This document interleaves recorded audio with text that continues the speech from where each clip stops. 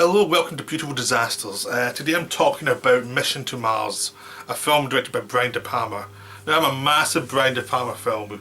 You'll find in these Beautiful Disasters that I love DePalma. And there's quite a few other ones I'm going to do, like Phantom of the Paradise. And I'm probably going to do a series of DePalma films generally. But this one was his last big studio film. I mean, he made the Black Dahlia later, but that was independent, it was just a bigger budget. This was a film that he made that put him off working for studios anymore because from what I gathered it was not the most pleasant experience for him. And there were apparent struggles due to the score that Ennio Morricone did, and from what I gather they do know the effects weren't that much fun either. So this kind of made him go to Paris and make Femme Fatale. So even if you don't like this film, we got Femme Fatale out of it, which is one of De Palma's best films, so the reaction to this film itself is worth it. But I actually really enjoy Mission to Mars despite its flaws. I mean, it's a very flawed script. It takes a lot from stuff you've seen before. I mean, it's not the most original. There's nods to 2001, to Quatermass, all this.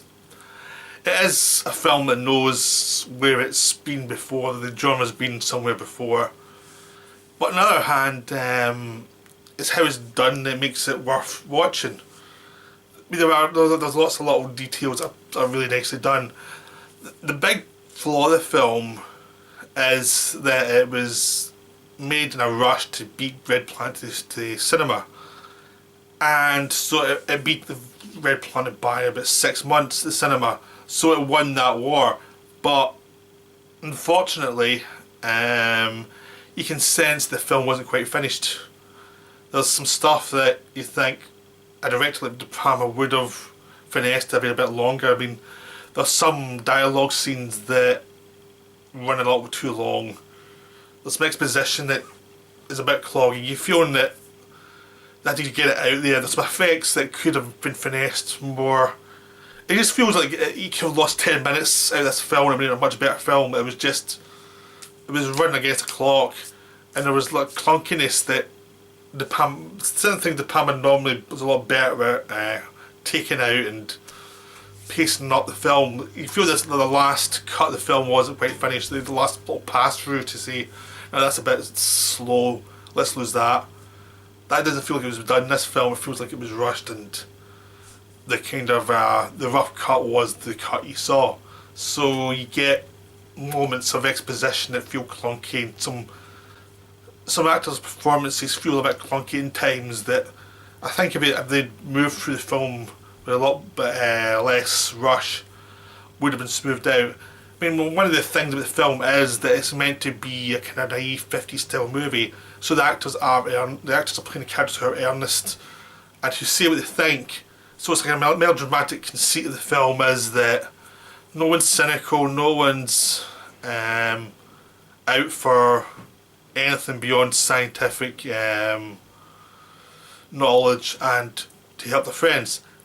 That's what it's about. People speak in very straightforward style, which is very alien to them for a modern audience because characters don't do that in most modern films. And some of the dialogue is a little bit too on the nose, and you feel like it could have been finessed slightly. Just to, again, because it was rushed, you're feeling that even some of these dialogue scenes, if there's a bit more time before they shot it, they could have finessed little bits and bobs and would have found different ways to say certain things. Again, it just feels like it was done too quick. So there's that problem. So the dialogue goes from sometimes it's good, sometimes it's not so good. You just have to kind of accept that's a flaw of the film. And it comes all through the film. It comes and goes. So there's bits where everything's going fine, and there's other bits where there's a little bit of clunkiness. Things like, I should finesse that. Sometimes people, it's like you just had to cut the dialogue at certain bits and you've been fine. But that's a flaw in the film anyway. But I think that's one of the things that got to people, was just that kind of style of talking that really put them off. There was also, it made it feel corny. The film's intentionally corny already, and it's probably pushed it too much in stylisation. And also because some of the effects weren't quite finished really, it just felt like your suspension of disbelief was actually taken away. But that's to go against what's great about it. The good thing about it is that it's a sincere 50 style sci-fi movie, which you don't get very often. Most movies just try the Blade Runner thing and it's all so cynical and it's pretty depressing to watch. You just feel like, I've seen this a million times. This one tries to do a different type of film with it. And there's lots of terrific suspense sequences in it.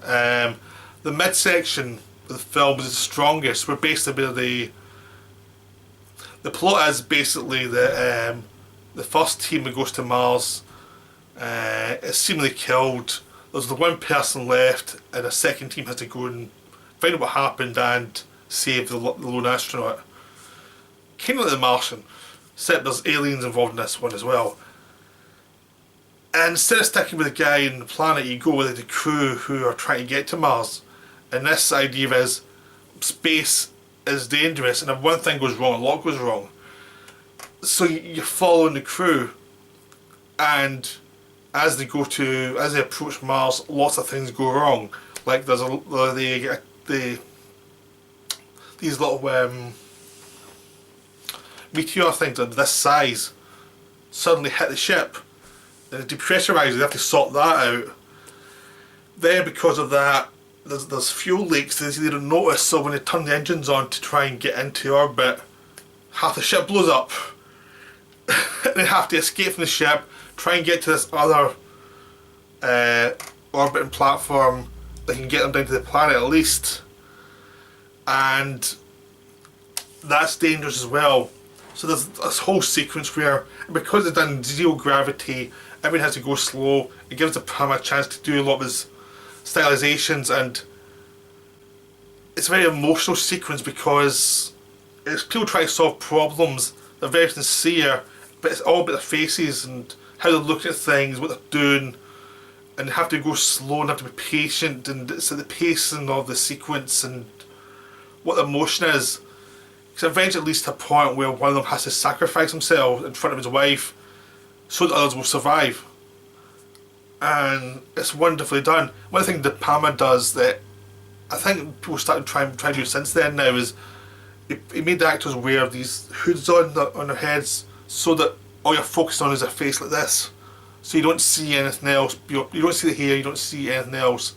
It's just the main part of the face. So when they're talking, it still feels a dialogue scene rather than letting the technology take over. So it still feels like two people talking to each other.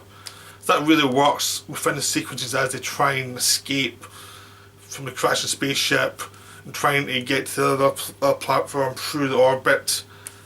Really well done. There's bits where people are just floating down as gravity fails in front of the ships, which is wonderfully done because it intercuts that with other things happening.